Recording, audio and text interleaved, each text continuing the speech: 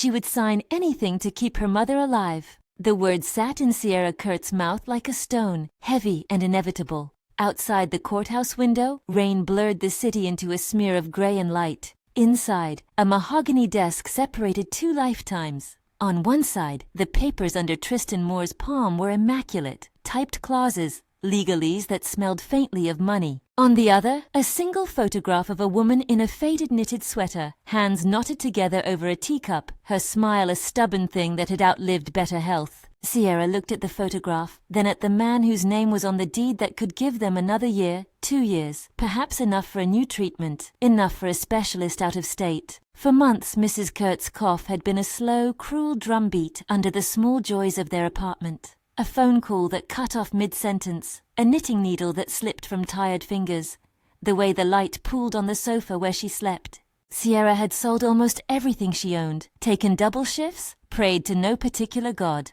None of it changed the letter of the bill from the clinic. Tristan Moore waited with the patience of someone accustomed to being obeyed. He had the look of a man sculpted against sentiment, a coat that never wrinkled, eyes the cool gray of winter sky, hands that signed contracts more often than they touched anything tender. He did not smile. He did not need to. His voice, when he spoke, held the economy of the rich. No pleasantries, no wasted sound. "This is a simple arrangement," he said. The pages slid forward, the leather of the folder whispering. "We provide housing and cover all medical expenses related to Mrs. Kurt's care. In return, you enter a registered domestic partnership for a period specified here. You become Mrs. Moore in name. The company will ensure full financial support, contingent upon adherence to the terms." Sierra's jaw worked.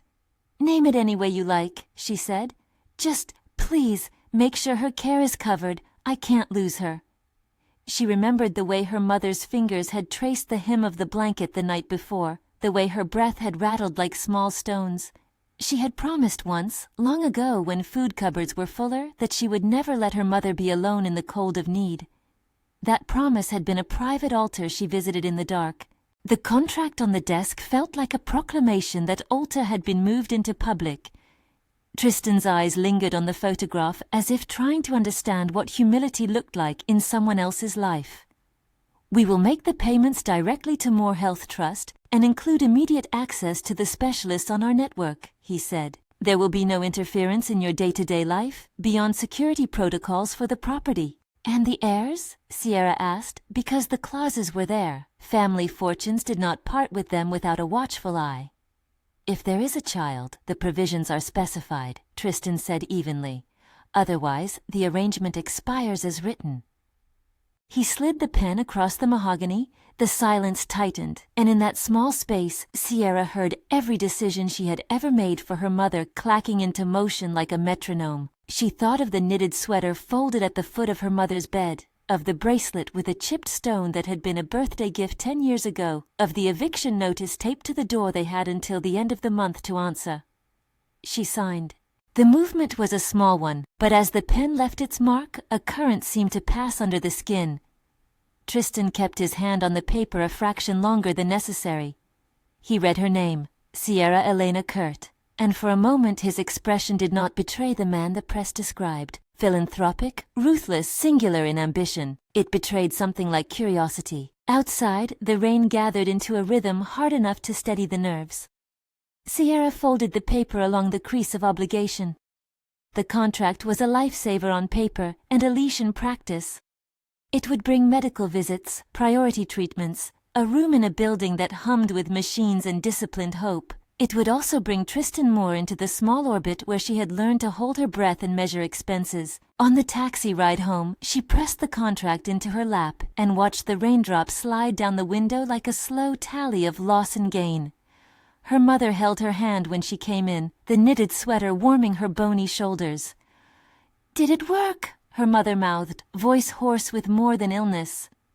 Sierra nodded. She did not tell her mother about the clauses or the name she would have to carry. Some promises were too heavy for one bed. A week later they moved into the Moore property. If the mansion was intended to intimidate, it succeeded. Set back from the street behind ironwork and trees, Moore House held a weight as if it had been carved from the same reserve that built empires. The staff ran like clockwork, soft-voiced housekeepers who polished silence into the glassware, watchful drivers who memorized arrivals and departures. There was a gardener who pruned every rose in the yard into perfection, and a caretaker who insisted the boiler never misbehaved. Sierra's room looked out on a courtyard where a fig tree stood like a sentinel. The windows were tall enough to make the room breathe with light, but the first night the deep hush of the house felt less like luxury and more like a theater in which she had been unwillingly cast. There were portraits along the staircase, ancestors in restrained poses, and a piano that had been tuned more often than it had been played. Ethan introduced himself with an army of credentials clipped to his jacket and an even cleaner set of habits. He moved through the house with the efficiency of one who had mapped exits and potentials. Zoe, the head of household staff, watched Sierra with the proprietary cool of someone who had been part of the manor long enough to know where the cracks ran. "We will provide you with what you need," Zoe said once, with a half-bow that suggested she was informing and judging in the same breath. Tristan visited with the economy of a man who measured affection by schedules. He moved through rooms like a draft, present, then gone. He had a suite of habits that pinned him precise: morning briefings at 8, board video calls at 9, dinners with executives at 6.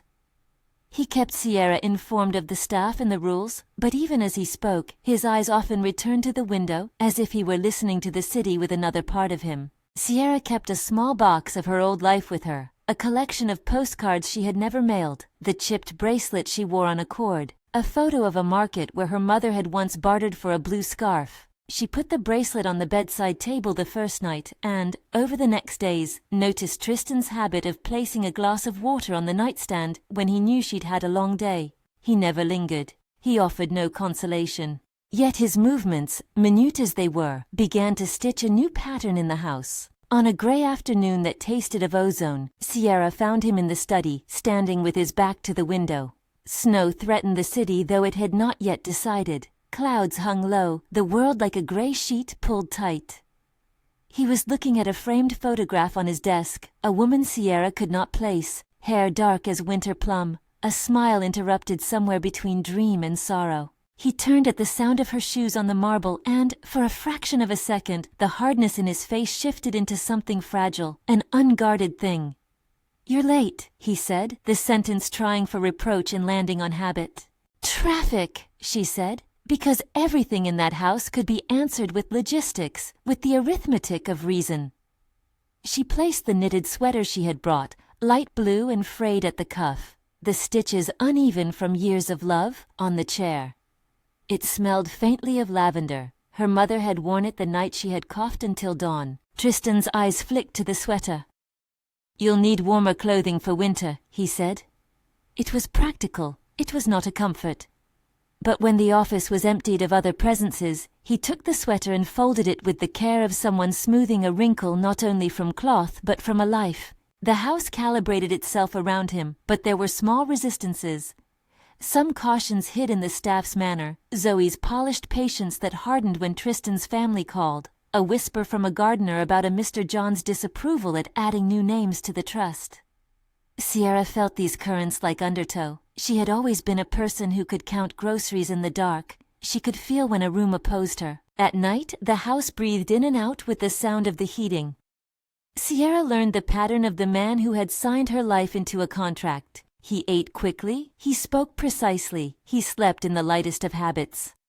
Yet once, when he thought she was asleep and the rain had tapered into a dull hush, she saw him standing by the stairs as if he had been listening for a memory that would not return. He held something small in his hand, a bracelet with a chipped stone, and for a breath she imagined it was the one she had left at home, found in some hallway of his life and kept because it reminded him of the hands that once held him tenderly. He noticed her looking.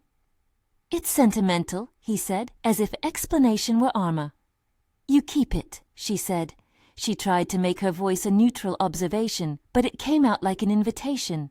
He set the bracelet on the table. "Keep yours," he said. The words were not meant to be a gift. They were a line of policy. Do not expect tokens where contracts stand. But when he left, Sierra wrapped the bracelet in a corner of her sweater and put it close to her heart. The first weeks passed by a rhythm that alternated between the ordinary and the sharp edges of belonging. Tristan's nights held the architecture of loneliness. His mornings held the calculus of businesses that could not afford sentiment. Sierra moved like a warm current through the house, mending torn hems, bringing soup to the nurse on the third floor, listening when an old family picture showed too much grief for one frame. She was kind in ways that were quiet and stubborn, leaving a plate on the meeting table for a late intern, running a hand through a child-cleaned fountain to free a winter leaf. Then one night, the house changed its center. It was after a storm. Violent wind had thrown the trees against the gates and left the world smelling of wet stone. The power had flickered. The house, which ran on layered redundancies, had gone briefly dark and then recovered with a mechanical sigh. Tristan had been unusually slack that evening, his calls extending into the small hours.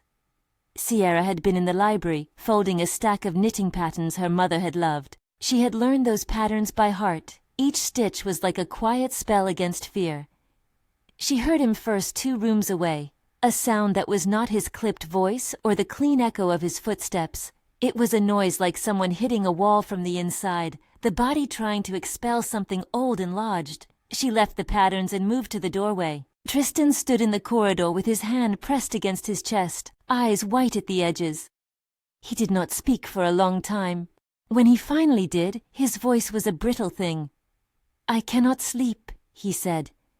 Sierra stepped forward as if guided by a force she would not have named a moment before. She did not offer clinical phrases or the utility of solutions. She offered a presence. She set a cup of tea in his hands without looking for permission.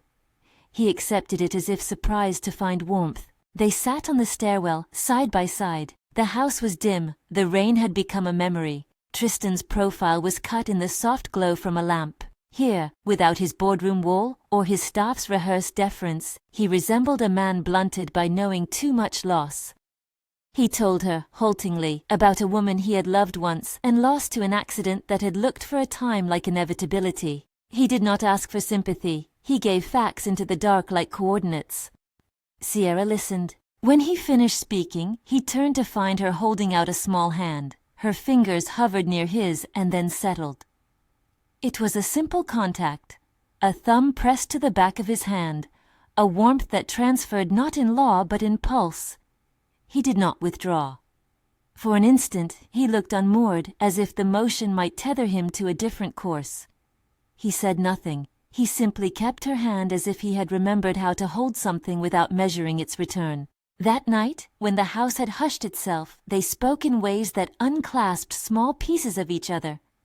Words fell into a private syntax, confessions of small fears, an exchange of humiliations and misunderstood sentences.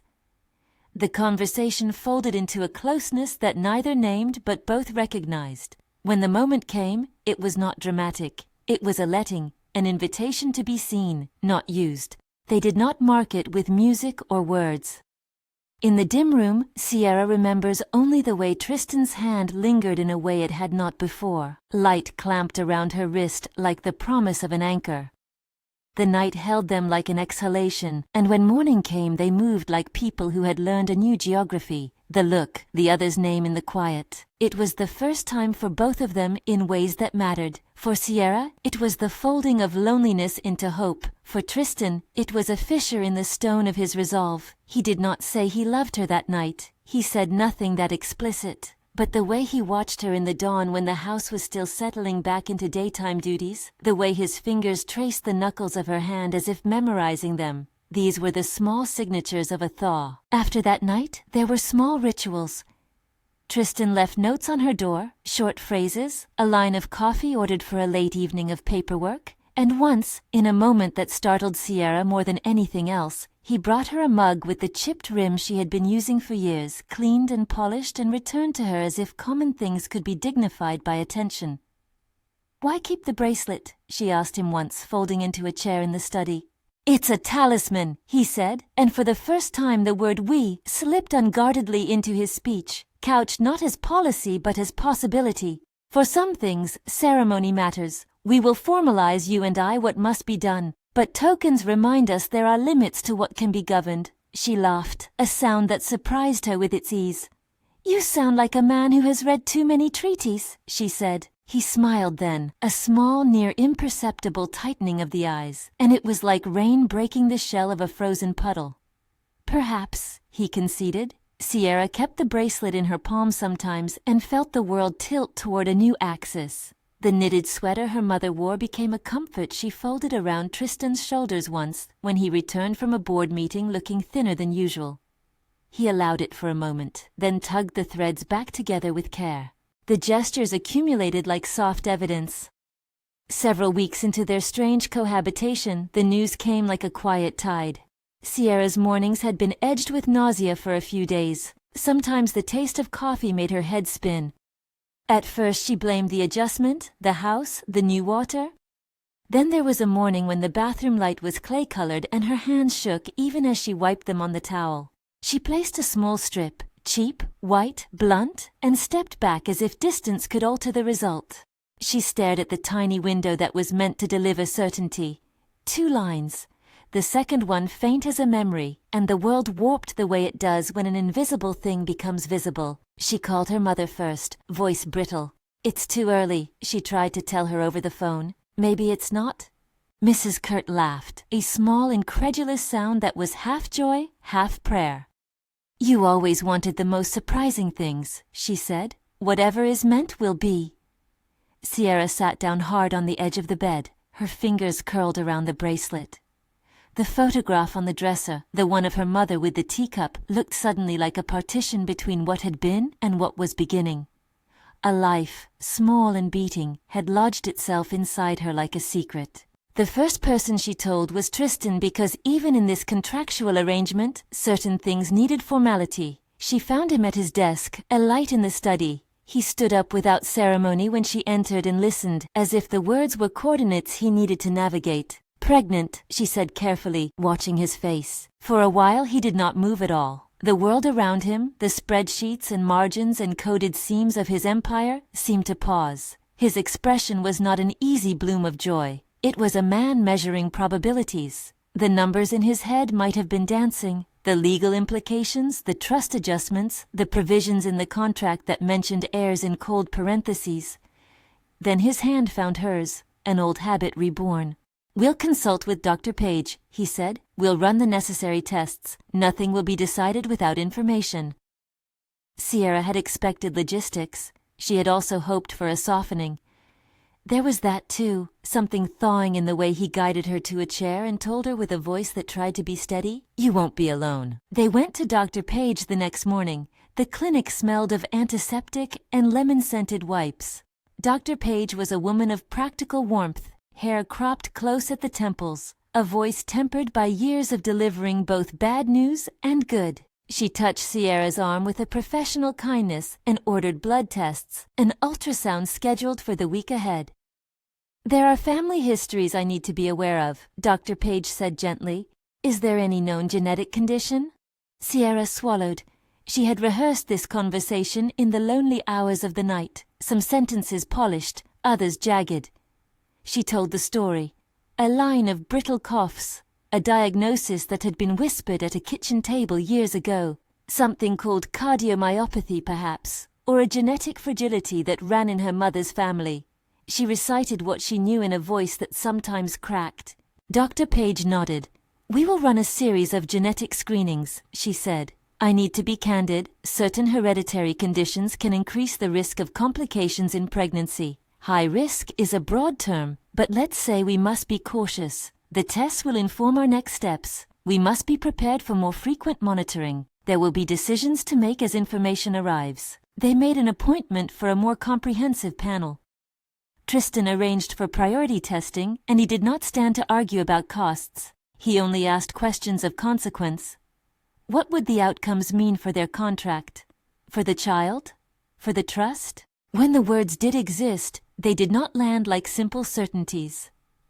Dr. Page spoke of probabilities, percentages of risk, the spectrum of expected outcomes, the need for monitoring, the possibility that the pregnancy could proceed without catastrophic incident, and the possibility that decisions might come that would require weighing one life against another. Sierra left the clinic with a stack of pamphlets and a head full of numbers that made her stomach clench.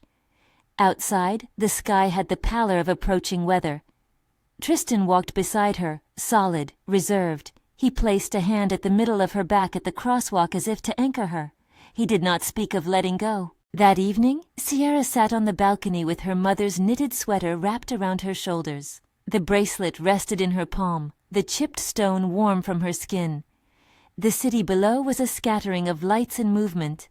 There was a new gravity in her chest, the sense of a life building itself quietly within her. She imagined a small hand in the future, a laughter that might be wholly new and entirely hers. Her reverie was interrupted by a knock at the door. It was Zoe, her expression clipped. "Delivery for Mr. Moore," Zoe said, presenting an envelope large enough to hold documents. On the flap was the embossed E of Moore Holdings. Zoe waited for permission, then entered the balcony without it, the staff's lines blurred by the emergency of paper. There was a slip inside, a memorandum that looked like administrative detritus. Tristan read it quickly and then went pale. He called his phone, spoke in terse phrases, then slammed it down. His jaw worked. "What is it?" Sierra asked, folding her legs under the sweater like a child. "Old family business," Tristan said finally, as if that explained the tremor in his voice. "A legal challenge. Mr. John is contesting an amendment. They're mobilizing support." Sierra's heart thudded a little faster. Old battles were always pitched against newcomers. "Could it affect us?" she whispered, not sure that the word us fit the bill. "It could complicate coverages," Tristan said. "It shouldn't, but it could delay decisions. Leave it with me." He touched her hand, again, holding, not letting go, and then left. Sierra watched him go and felt an odd sensation like watching a puzzle shift and reveal a corner you hadn't expected. She could not know then that the envelope was only the first in a string of small disturbances that would gather like fog. She did not yet see the way a pill would be misfiled one evening, or how a nurse's loyalty might be rented for the right price, or how a woman named Yara would smile politeness into the cameras and smear intent with a practiced hand. She only felt the new life inside her, the precariousness of its presence, and the way Tristan's hand lingered. A week later, she woke with a bout of breathlessness that made the room tilt. It was not dramatic, no blood, no collapse, only a cough that shook her, small then growing. She called for Zoe. By the time Tristan burst into the room with a coat slung over his arm, the air felt lined with panic. "You need to go to the clinic," Tristan said, voice low. He was no longer the man who placed neat directives on the desk. He was a man whose chest filled with a tide he had not practiced. They hurried to Moore Health, where the fluorescent lights hummed with organized calm. Dr. Page was there. Tests were run. The cough sounded rougher on the recording than it had in the room. Sierra's mother held the bracelet in her own thin hands, fingers worrying the cord. "We'll monitor you overnight," Dr. Page said. "The clinical kindness there, the professional reservoir of options. We need to be sure there's no infection, no complication from the pregnancy. The genetic panels are in progress, but for now we must address the immediate symptoms." In the hospital room, with machines measuring breaths and monitors telling stories in beeps, Tristan sat like a sentinel. He had not slept in days. He had taken to walking the corridors at odd hours, clenching and unclenching his hands. He was present in a way that outranked contracts. Presence, it seemed, had become a kind of currency he was willing to spend. Sierra looked at him, then at the bracelet in her mother's hand. The chipped stone caught the harsh light and threw it back in a scatter. Tristan reached out and brushed a thumb over her knuckles, and the motion had the finality of someone deciding to anchor a ship against storm. Across the bedlight, Dr. Page spoke of monitoring, of supplementary oxygen if needed, of the possibility that an unknown factor was aggravating an underlying condition. She did not speak of villains or conspiracies. She spoke in probabilities and necessary precautions. For a woman who had promised to sign anything to save her mother, these sentences were both comfort and reminder. Sierra closed her eyes and thought of the contract. She thought of the nights she had slept on a foldable couch in a room that had been too like a transit lounge. She thought of the way Tristan had not let her go through this small crisis. The way his hand had been there. The way he had called a physician at 3 in the morning as if he owned the hours needed for his care. When she opened her eyes, she saw him already doing something that would, to an outsider, be small. He had taken the chipped bracelet from her mother's hands and placed it on her bedspread, then wrapped a corner of the knitted sweater around Sierra's feet. He did not say he would never let go. He did something more reliable. He stayed. Later that night, as rain returned with a vengeance, Sierra lay awake, the steady beam of the monitor matching the beat inside her.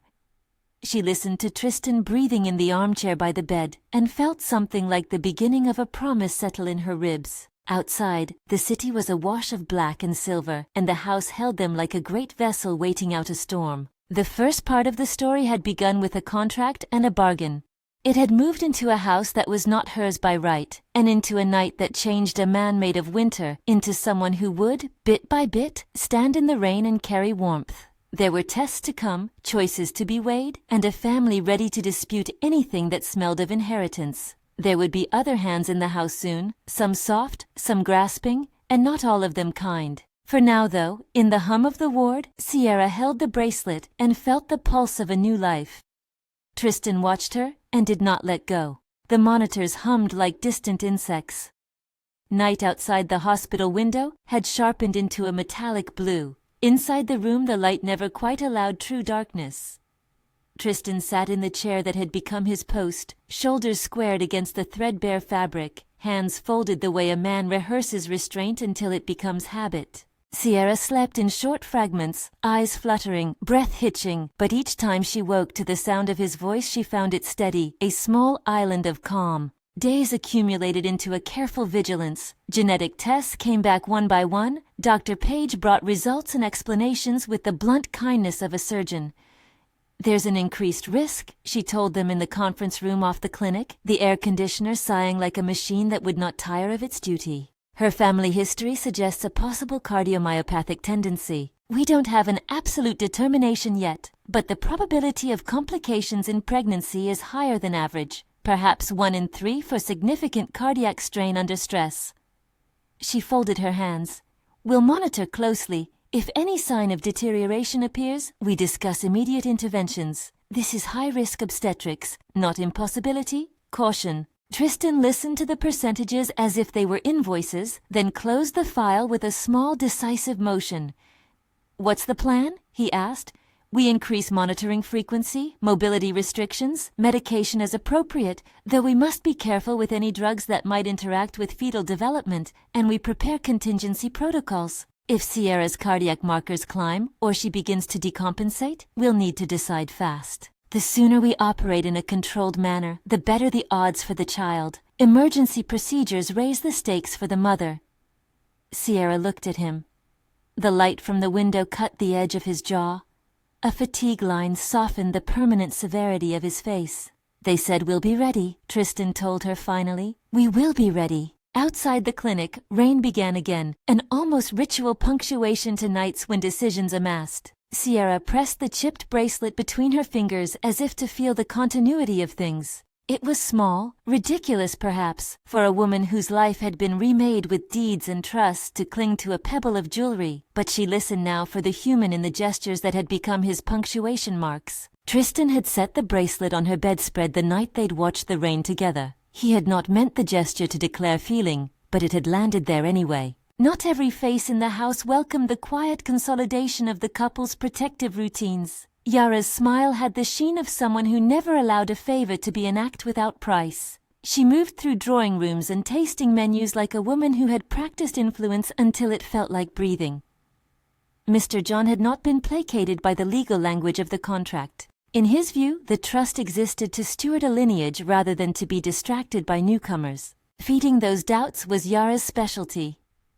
"More blood must remain coherent," she told Mr. John at the family luncheon when Tristan could not be present. The old man, who had memorized the patina of power for decades, made a small noise in his throat, a sign of someone pleased to see his anxieties reflected back with extra polish. A child from outside those lines could create complications. "It is the law," the family council said blandly, stirring his tea for the show of impartiality. "But perception matters." They could not know that their words would be picked up by hands that had different ambitions. The manor's staff was a map of loyalties, some old and rigid, others newer, acquainted with the currency of discretion. Zoe, who had once looked at Sierra with the professional appraisal of someone who knew the margins of a household, carried her own past loyalties. Small betrayals softened into survival. A seed of something like conscience had begun to push through that soft soil. The sight of Sierra's mother coughing in the hospital ward had blurred the lines in Zoe's head. There were people, though, who would accept the instruction of fear rather than the risk of mercy. Yara found allies among those who believed that power was a river to be calcified, not a thing to be shared. A pharmacist who supplied drugs to Moore Health was in Yara's pocket for reasons of money and old favors. A night nurse had been promised a promotion for the simple act of mislabeling a medication.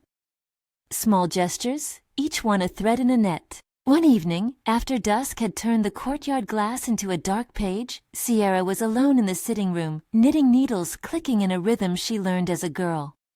The sweater she was making, thin blue yarn in the pattern of her mother's old work, was a small defiance, life stitched into precautionary form. Tristan had left to handle a board meeting. Ethan lingered on the grounds doing inventory. Zoe had taken her break. The house had that particular hush that comes when everyone is doing what they've been told. Sierra's hands slowed. A faint creak sounded from the corridor. A nurse passed, someone Sierra had not noticed before, a woman who wore urgency like a badge. Twice the nurse paused near the medicine cabinet in the staff wing. Sierra's eye traced the motion out of casual interest, and then out of a more charged awareness that something had changed. A pill bottle had been set into the wrong slot. It was quick. It might have been nothing. She told herself she should not be suspicious. She told herself she had entered a world where labels mattered. But the next morning the cough returned, worse. Sierra's throat tightened as if a hand had closed around the top of it. She called for Zoe, and the nurse came with a face that was measured. The nurse administered medication, labeled as a supplement to ease symptoms, but when Sierra tasted the pill dissolved on her tongue, it had a bitter edge she had not expected. She coughed until the sound was high and thin. Blood came, startling in its brightness. Tristan came running, rage flattening into a single avenue of movement. The quickness of his hands, the way he clenched his jaw until the line of his cheek pulled taut, could have been read as anger at the situation or fury at anyone who would harm her. He barked calm commands at the staff, and that sharpness had its own policy. Find the tape footage, check the dispensing logs, seal the supply room. CCTV showed a moment the night before, a hand reaching into the cabinet, fingers palming a bottle, a face that nodded once as if in confirmation. The footage was grainy but human in its implications. Ethan's jaw tightened. Zoe watched with an expression that finally surrendered from professional polish into worry. "We'll test the contents," Dr. Page said. "If there is contamination or tampering, we will have evidence. We need to preserve chain of custody while we do this. One wrong move could mean civil liability." "We will preserve it," Tristan said. The words were a promise. He put a hand to Sierra's shoulder, not letting go in the way of mere habit, but with a grip that contained an argument with anyone who would speak for loss. The test came back with an official-sounding code. Contamination verified. The trace compound was not enough to be certain of intent in the absence of context, but it was a signal. Someone had interfered. The hospital called in security, reported to the police, and placed a hold on the nursing roster. Moore Holdings' legal team circulated memos and kept their language careful. Evidence, however, was a thing that needed a hand to assemble it, a thread to pull. Zoe, who had watched the exchange in the corridor the evening before, stepped forward for the first time with a man who could not be ignored. She had seen the night nurse in conversation with Yara in the staff dining room. The nurse had seemed anxious but made gestures that were measured. Zoe began to tell what she had seen. Small observations that turned suspicion into a pattern. "She takes too many breaks," Zoe said. "She keeps looking at the supply list on her phone. She came in and left the cabinet unlocked." When the nurse in question was called to a room with Tristan present, the woman's face was the face of someone who understood the way liability could close like a fist. She began by offering a practiced confusion, then faltered. Under questioning, she admitted to being paid for mislabeling, but refused at first to name the payer. The money had been a temptation. The job, the nurse explained, had come at a time when her own debts were piling. but the nurse's hand trembled when she said the name Yara, and it was not the trembling of someone ready to withstand a fight. It was the tremor of someone who had expected protection and found only leverage. Confrontation came swiftly after. Tristan did not shout, not in the public way that the tabloids might have enjoyed. He was a man whose actions were a text in himself. His strategy was meticulous. He ensured the police were informed, insisted the hospital cooperate with forensics, and quietly tasked Ethan with a civil investigation into the power behind the operation. Yara, when approached, wore a smile like a practiced blade. She denied involvement and offered carefully worded sentiments about moral responsibility. But the pattern had teeth. Bank transfers showed a small wire to the nurse's account. An unremarkable consultancy fee was traced back to an LLC that routed through a shell company Yara had used before to fund community initiatives. Documents were pulled from a safe deposit box accidentally accessed in a late-night meeting. Zoe's testimony had been the nudge that loosened a ledge of small sins. Confronted with the paper trail, Yara's composure broke into an attack. Loud words meant to intimidate, but in the end she found herself summoned to sit across from Moore Holdings' counsel and a police officer with his expression a hard line. The consequences were quiet but consequential. Charges were filed, public statements released, and a PR team spun a message of corporate accountability. Yara's social invitations shrank. Mr. John's quiet complaints to board members found fewer sympathetic ears. The law, which often moved at the pace of molasses, had been stirred into motion by a symphony of small truths. CCTV, bank logs, a nurse who changed her story, and Zoe's courage to speak. For Sierra, the exposure was both relief and exhaustion. She had never seen herself as someone who would be at the center of scandal. She saw only one truth. She wanted her child to be safe, and she wanted her mother to have care. Everything else was a tangle of strangers' ambitions. In the hospital, after the allegations were filed, Dr. Page put a hand to Sierra's shoulder and said, "You did the right thing by speaking up. That courage reduced the variables. We can plan now without the shadow." And yet shadows shift. A week after the nurse's confession, new test results revisited the possibility that the developing child might carry the same genetic marker found in Sierra's family history. The numbers were not monstrous, but they were enough to make the room go quiet. "The panels show a variant of uncertain significance," Dr. Page explained slowly. "We cannot say definitively that the child will develop symptoms, but there is an increased lifetime risk for certain cardiac conditions. We must watch." Sierra's chest felt full of flint. She thought of her mother, how thin she had become, how the cough had reshaped their conversations into careful syllables. She thought of the bracelet and the sweater, and the way a small object became an anchor for memory. What did it mean to bring a child into a world where genetics could be a shadow? Was it selfish to hope? Tristan watched her consider the math of risk and love with the same attention he had once paid to investment portfolios. He was learning the arithmetic of heart instead of margins. When Dr. Page asked for decisions if the day came when an intervention might have to prioritize one life, the sterile clinical phrasing made Sierra flinch. "You can save the mother or the child." The doctors never quite put it that way. They framed it as risk percentages, response times, and efficacy rates. But the meaning landed in the center, the way a stone dropped into still water does. "Will you be here?" Sierra asked one night, the question stripped down to bare wood. Tristan's jaw tightened. The man who had once assured shareholders that he would not allow private feeling to seep into business practice now felt that stake of feeling like a live wire. "I'll be here," he said. The words were not a legal pledge. They were a surrender. An emergency arrived on a sterile Tuesday, the kind that tests whether promises mean breath or paper. Sierra had been stable in the morning. She had eaten a piece of toast and laughed at her mother's joke through a video call. By midday, her oxygen level slipped. The monitors sent an alarm tone that sounded small but severe. Dr. Page pushed her hand into action. Orders were shouted and followed with the unspoken ritual of practiced competence. At the doors of the delivery suite, Tristan moved like someone practiced in precise violence, an efficient man focused into tenderness. He stripped his hands of jewelry and paper, a small relinquishing of the artifacts of his former life. He paced until he could not pace anymore. Then he sat where the nurse pointed and read the patient file as if the letters could become instructions in saving a person he had come to love. They took Sierra to the OR. The decision had been made to prepare for an emergency cesarean if her markers continued to fall. Dr. Page's voice had been calm, but there had been no comfortable euphemisms.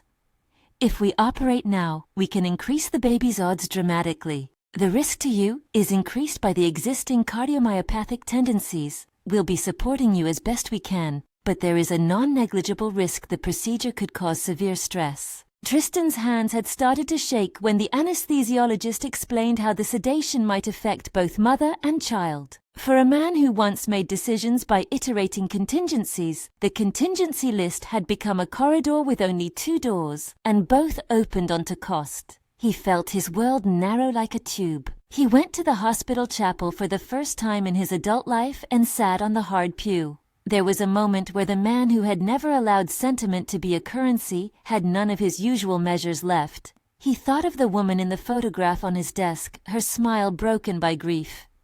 He thought of all the things he had guarded with ledger lines. Now ledger lines did not map the human needs he felt. He wanted both lives preserved. The brutal arithmetic of reality said that might not be possible. The man who had always bargained now found that bargaining was a poor currency for keeping a person alive. Ethan found him there, carrying a thermos of coffee Tristan did not notice until it was in his hand. "You doing all right?" Ethan asked, voice low. Tristan's laugh was a small sound. "Does it look like I am? This is one miscalculation I do not get to reverse." "Then don't. Hold her hand," Ethan said simply. "If you're going to stand here, stand where they can see you." At the threshold of the OR, Tristan walked with the gait of someone moving toward sacrament. He kissed Sierra's forehead like a benediction and said nothing grand. The anesthesiologist tightened the mask, steadying the sheets and lines. He told her, in a voice stolen from all the tenderness he had no right to yet, "You are not alone." The surgery unfolded under the competent shock of medical lights. There was no melodrama of theatrics, just the concentrated choreography of professionals who had practiced these moments until muscle memory sat in their fingers. They lifted the child into the world with a sound that unspooled the tension in the room like a thread cut. Somewhere above the clinical rhythm someone called, "It's a girl," or "It's a boy," the voice altered by its own astonishment. When the cry cut into the air, Tristan felt something fracture in him and then reorganize, the puzzle of his heart placed in a new way. The baby was small and instantly wrapped, its color the fragile yellow of dawn. For a shaky breath, the world seemed to balance on the scale of that cry. Then the attention snapped to Sierra. Her blood pressure dipped under the stress of delivery. The team moved with urgency to stabilize her. "Dr. Esau." Page's face worked in the way a physician must while hope and statistics collide. "We have a good baby, small but stable," she said. "But Sierra is unstable. We're doing everything." The hours that followed blurred into a length measured by intubations and the steadying of vitals. Tristan refused to leave her side. He squatted near her bed, fingers laced around hers, and the man who had once valued control now clung to the simple fact of presence. He signed forms not as a GDP exercise, but as a habit of legal processes that suddenly had stakes in a child and a woman. At one point, he stepped out and made the decision that would be the first of many routes to prove he would not let go. A press release drafted that would announce his temporary relinquishment of board oversight to a committee to ensure there was no power play while his family recovered. It was not a resignation, yet. But it was a public adjustment that would allow Sierra and the child to be recentered, to live outside the immediate maw of gossip and family litigation. Legal teams and public relations produced carefully worded statements. Tristan's message was simple and private at first. "Family issues require my focus. I will step back from day-to-day operations." It satisfied no newspaper entirely and bought him time. More importantly, it signaled something to his family and the house. He would no longer allow corporate logic to be the primary arbiter of his life. Days passed like tides. Sierra's recovery was a precipitous climb back from a ledge. For a while, the monitors said what the body could not. She drifted between sleep and the surreal dislocation of postpartum medication. The baby, who Tristan had insisted bear a name that felt like hope, Levone for its soft consonants and old-turned-new sound, though a small group at home called him Ivan when Tristan toyed with ancestral names, was placed in a warmed crib beside her. They propped a tiny knitted sweater over his little shoulders, an echo of the one she had kept folded at home. The bracelet, now cleaned by hospital staff at Tristan's insistence, was looped onto the baby's wrist with a soft ribbon as a talisman rather than a piece of legal property. Levone's first weeks were fragile but bright. He would sometimes open his face into an expression that was solemn in a way that adults might misread as old-souled. Sierra liked to imagine he was listening for the stories of where he came from. Tristan spent hours by the crib, reciting financial terms like lullabies at first, and then, a few days later, stumbling into actual nursery rhymes because his throat would not form the syllables of the other worlds without breaking. The house itself adjusted into a new cadence. Moore House, usually measured by the pulse of deals and the tick of aspirational minutes, became occupied with the smallness of a new life. Staff learned the particularities of infant feeding schedules.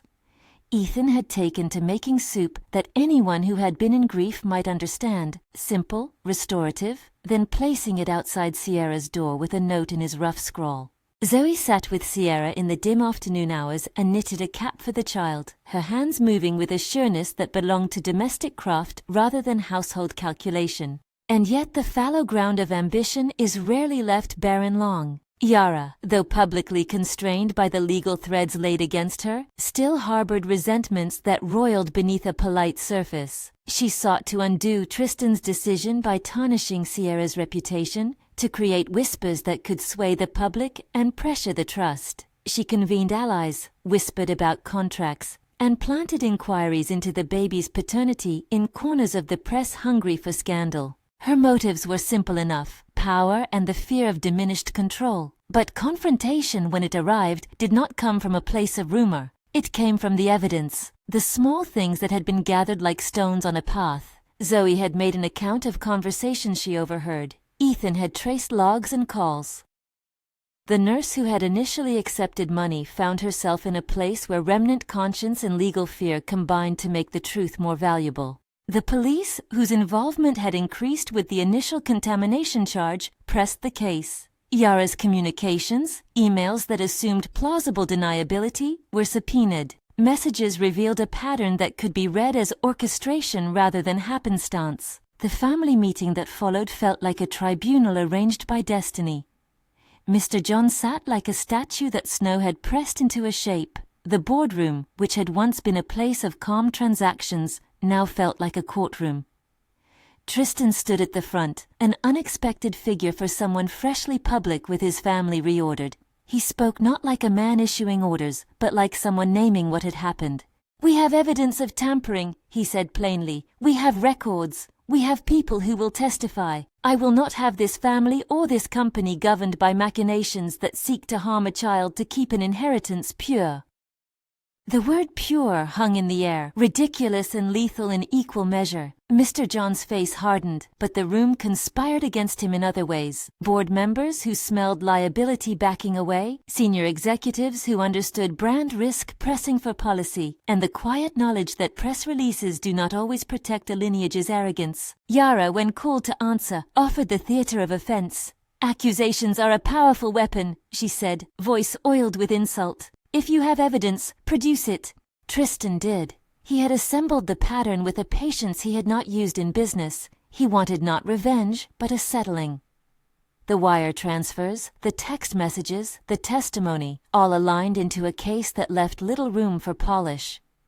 In the end, the legal system moved with its slow certainty. Yara faced charges for solicitation of malfeasance, and the public unraveling was severe enough to seize the attention of the tabloids that had loved to make a diet of aristocratic whispers. Consequences came not only in the public arena. Within the house, there were fractures that could not be stitched without work. Some of Tristan's older relatives withdrew into silence, their judgment a kind of exile. Others reevaluated their loyalties. For Sierra, it was a vindication that arrived with a small taste of hollowness. She had wanted to protect her family, not behold the ruin of another. A part of her felt guilty for the price paid in reputation simply because she had insisted upon life.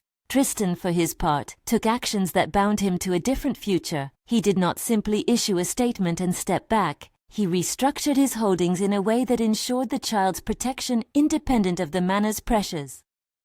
He formalized a trust in Leavon's name that would guarantee medical security and financial independence. He transferred control of daily operations to a professional committee he trusted, but never distanced himself from the child or Sierra. The press called it dramatic. Friends called it irresponsible. To Tristan, it was a decision that put his values into a ledger where they could not be undermined by whispers. There was a private moment that sealed the change more than any public statement could.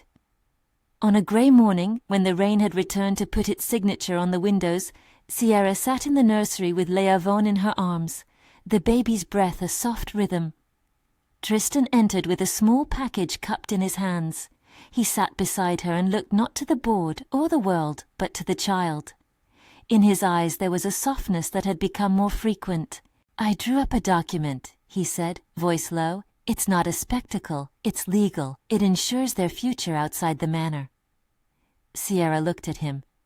It was not the document that startled her so much as the way he articulated ownership of a different life. "You could have given them money and walked away," she said. "People do that and call it generosity." He smiled, a smile that had nothing to do with shareholders. "I don't plan on walking away." He placed a small paper into her hand, not a legal form, but a promise folded into prose. "I am not perfect at tenderness," he added with a quick humor that had begun to live in the edges of his face. "But I can be consistent." They made a family ritual out of small things, wrapping a new blanket around Leavon every Sunday, reading the same clumsy book aloud until they could recite the lines by heart, giving the chipped bracelet its own place on a ribbon in the nursery, so that it would always be part of the child's story. Tristan sat many nights with the baby in his lap, and would trace the small knuckles with a reverence that surprised him. He learned to navigate feedings and diaper changes with a competence that did not have the cruise control of wealth, but the intimacy of someone who had chosen to learn. Sierra's mother grew steadier with care. The treatments, now free of sabotage and precise in their administration, began to stabilize her cough into a quieter rhythm. There were days when she looked at Sierra with a gratitude that made the lines at the corners of her eyes glow. She learned to accept help without feeling diminished. She braided the baby's hairless head in the way of an old woman who had once tended children in the market square and knew the small prayers for growth. The city, moving on from the scandal, offered them fragility and peace. Rain returned like a motif of memory, and then hope.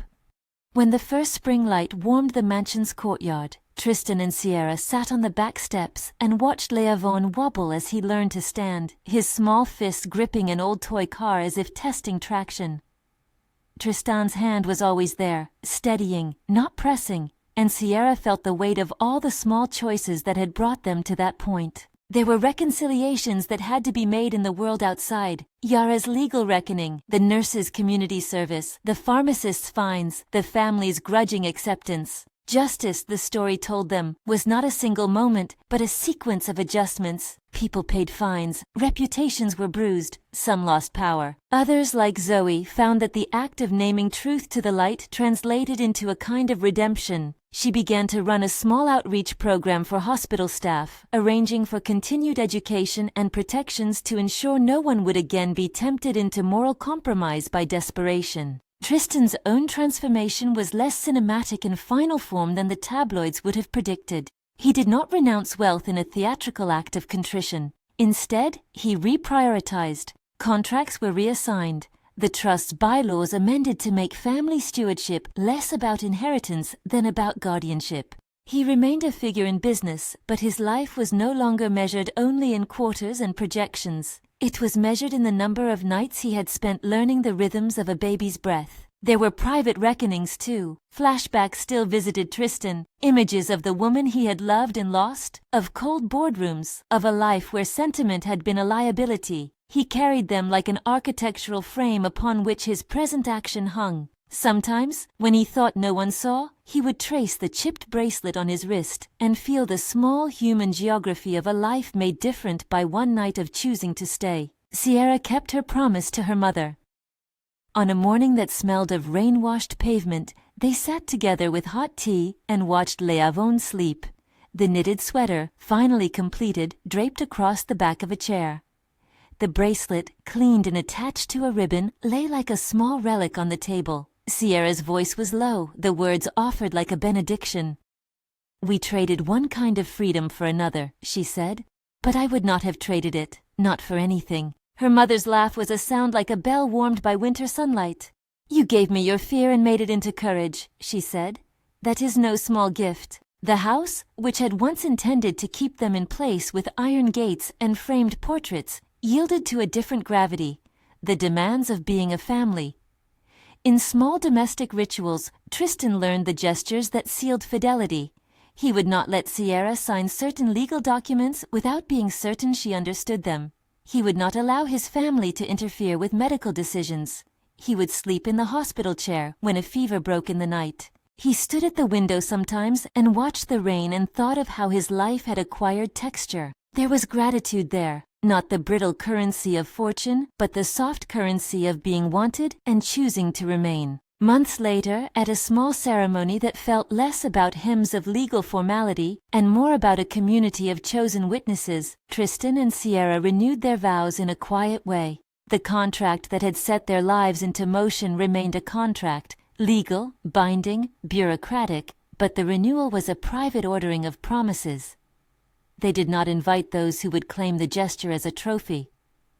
They invited family members who had proven themselves as friends rather than clan voice. They invited Zoe, who had saved truth by naming it. They invited Ethan, who had become a friend who did not know the measure of small mercies. Sierra's speech that day was brief. She held Leavon in one arm and the chipped bracelet in the other. "We began this in a room with terms and signatures," she said. "We move forward with the work of building a life. That requires courage and stubbornness and a willingness to hold on through storms. I wanted a safe life for my mother. I wanted a home for this child. I have them now because others did not turn away. We will not let hatred or greed take them from us." Tristan's voice, when he spoke, bore the kind of humility that had been earned by sleepless hours. "I was taught to measure life in lines on a balance sheet," he said. "She taught me that some balances are not meant to be settled in numbers. I will protect this family. I will not let go."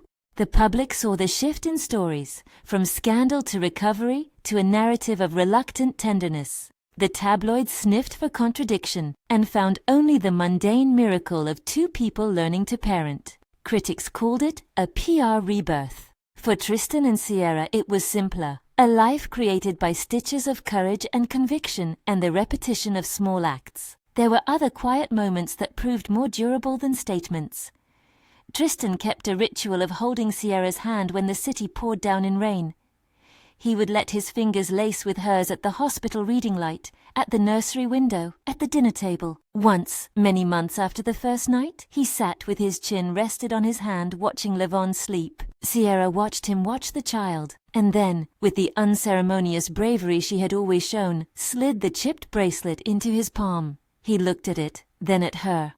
"I will never let go," he said. He did not mean it as a flourish. He meant the daily things, the legal protections, the small acts of presence, the public decisions that would bind him to them even if the world tried to loosen the knot. Years later, when Leavon would run through a garden watered by many summers, when Sierra's mother would sit in a sunny chair and teach him to knit the first clumsy loops, the bracelet would still dangle on a small ribbon in a drawer of keepsakes. There were scars, emotional, procedural, the kind that appear when people wrestle with the consequences of power. But there was also a family stitched into shape by deliberate hands. Tristan would be present at recitals, awkwardly proud. He would sit in parent-teacher conferences and take, for the first time, the quiet pleasure of an ordinary voice that belonged to something other than profit margins. He would visit his board less often, and his child more. When the old guard railed about decline, he would smile with a patience that came from a life reprioritized.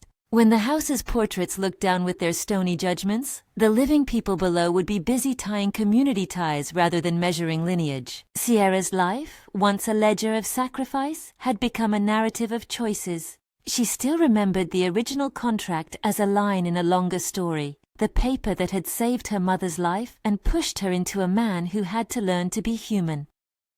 At quiet moments she would look at Tristan and see the scar of a man who had been reshaped by love. He had once built walls against tenderness. Now he built a home. On a rainy afternoon that smelled of petrichor and the endless city's wash, Tristan stood by the window with Lavone asleep in his arms. Sierra passed by and did what she always had, slid a hand into his, let their fingers intertwine. The bracelet, a small broken stone set in ribbon, brushed his wrist. He did not let go. He held on as if a life of choosing to remain could be the most radical thing of all. If this redemption moved you, like and watch the next chapter in our playlist.